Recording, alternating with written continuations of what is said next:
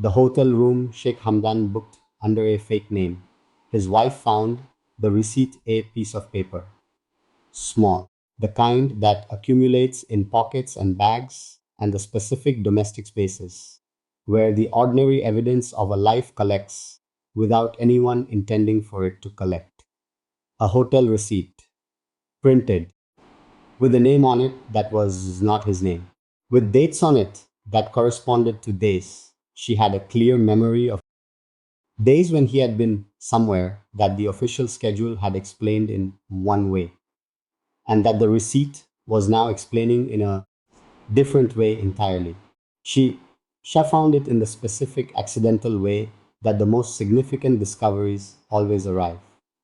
Not through searching, not through the sustained effort of someone who has decided to look for evidence, but through the ordinary management of the physical space of a shared life.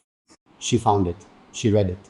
And in the reading of a small printed piece of paper with a fake name and a real set of dates on it, she received more information about the reality of her marriage than months of feeling and suspecting and carrying the shape of something wrong had managed to produce. The fake name was not elaborate. That is the first detail. A man in his position, booking a hotel room under a name that was not his own, did not need an elaborate construction, did not need an identity built with the care of someone evading serious scrutiny.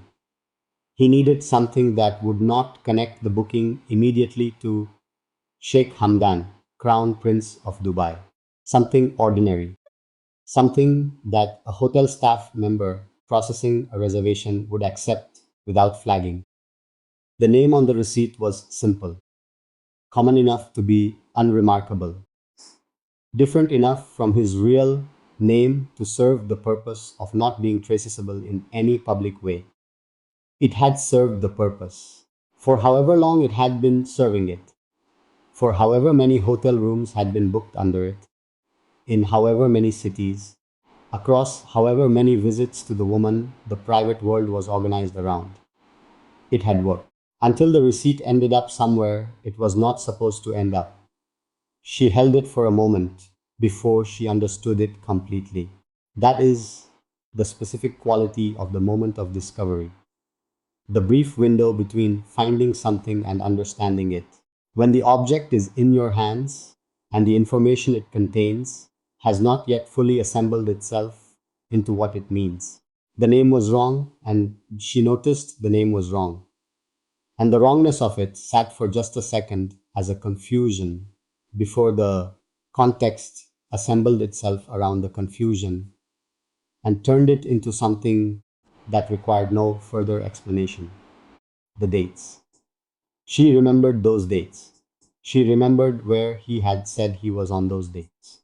She remembered the specific texture of those days, what she had been doing, what the official schedule had said, what the explanation had been for his absence from the version of the life that the official story placed them both inside.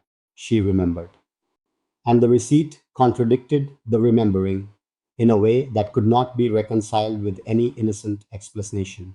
The hotel was not in a city that the official schedule had placed him on those dates. That was the additional detail that the receipt contained.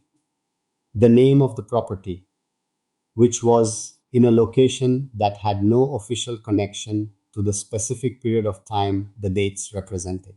He had not been where the official story said he had been.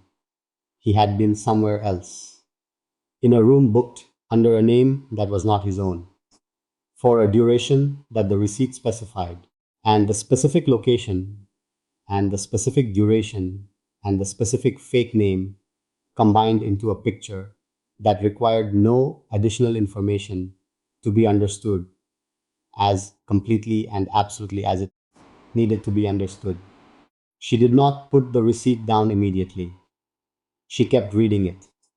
Not because there was more information to extract, there was not. Because the reading was the processing.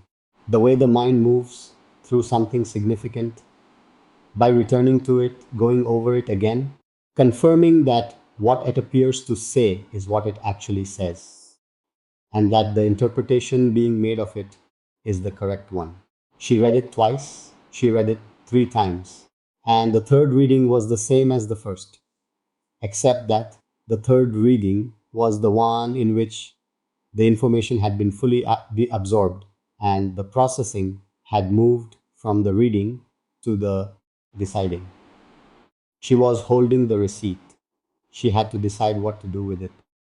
The specific location the receipt pointed to, the city, the dates, the duration, did not require elaborate deduction to connect to the woman whose existence she had been feeling the shape of for the entire durations of the marriage.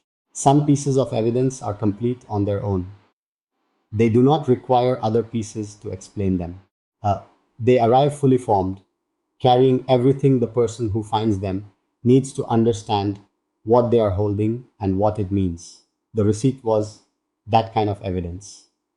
She held it, she understood it, and she understood that the understanding was the ending of the version of the marriage that had been sustained by the absence of this specific kind of confirmation. She called him, not to accuse immediately. She was not a woman who moved from discovery to accusation without the pause that the specific weight of what she had discovered required, and she called to hear his voice. To assess from the quality of how he answered a call from her in an ordinary moment, whether the specific knowledge she now had was going to produce any change in the texture of the ordinary moments between them. It did not. His voice was the same, managed, composed. The specific quality of someone whose management of two worlds has become practiced enough that the management itself does not betray the effort it requires. She heard the composure, she registered it, and she put the receipt in a place where she was going to be able to find it again. She did not confront him that day. She waited. In the specific way she had always waited with the significant things in this marriage, carrying them fully, thinking about them completely, deciding not in the first moment of the knowing, but in the moment when the knowing had been lived with long enough to produce a decision that was grounded rather than reactive. She waited, she kept the receipt, and she thought about what a piece of paper with a fake name and a real set of dates and a real location said about the life she had been living alongside a man who had booked hotel rooms under names that were not his own, and who had been somewhere else on the days the official schedule had placed him, somewhere specific. The receipt was small, the information it contained was not small, and the woman who found it, who had been carrying the shape of the information for long enough that the arrival of the confirmation produced recognition rather than shock, spent the days after finding it becoming the person who was going to do something specific with what she knew, something that was going to be proportionate to what the piece of paper represented, something that the man who had booked the room under a fake name had not prepared for, because he had not prepared for her finding the receipt, and she had. Subscribe to this channel and hit the bell. Every week I bring you the real story of Sheikh Hamdan, the receipts that were found, the fake names that explained real absences, and the truth that arrives in the smallest, most ordinary forms and changes everything from the moment it is held.